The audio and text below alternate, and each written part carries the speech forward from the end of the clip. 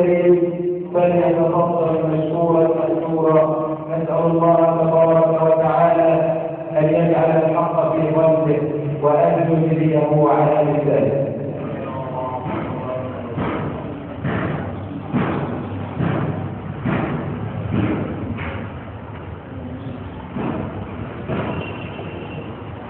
السلام عليكم.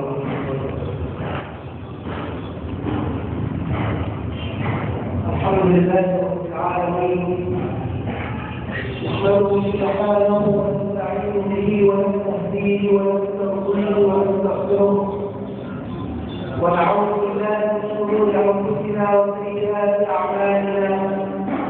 من يهده الله فهو المهتد ومن يضلل فلن تجد له وليا مرشدا.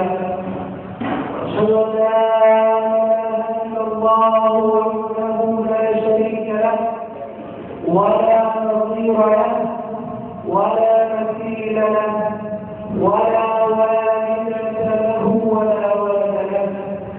واشهد ان سيدنا ورسولنا وقائدنا ومعلمنا محمدا عبد الله ورسوله وصفيه من خلقه وحبيبه وخليله، بلغ الرسالة وأدى الأمانة ونصح الأمة وكشف الله تعالى به الأمة وتركنا على محجة بيضاء ليلها كنهارها لا يزيغ عنها إلا ذلك.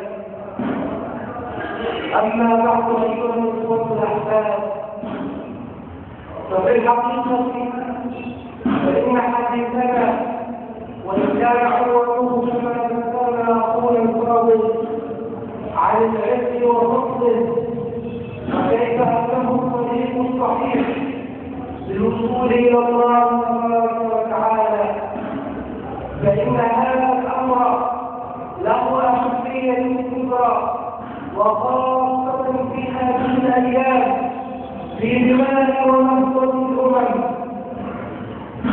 ونحن جميعا نعيش أيام بلاد دولة وأيام نهضة كلنا لابد أن نشارك فيها لكي ننهض بوطننا ولكي نعلي شأنه ولكي نرفعه بين الأمم ونضعه في مكانه الحقيقي الذي يليق بمكانة مصر بين الدول.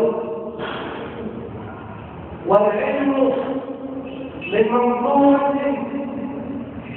كبرى تكون أسسا وقواعد للنهوض بالدولة، فإن أسس النهوض بالدولة والتطهير بها كثيرة، لعل أهمها النهضة العلمية أو الارتقاء بالمنظومة العلمية، ومنها أيضا الارتقاء بمنظومة الأخلاق. تلك المنظومة التي قد تكون شجرة وتكاد تكون فرقا بين الناس. وأيضا منظومة العدالة الاجتماعية، تلك هي الأشياء التي قد تكون من أهم القواعد والأسس التي تقوم عليها الدولة والتي تنهض بها الدولة وترتقي بها وتأخذ مكانا سابقا بين الأمم.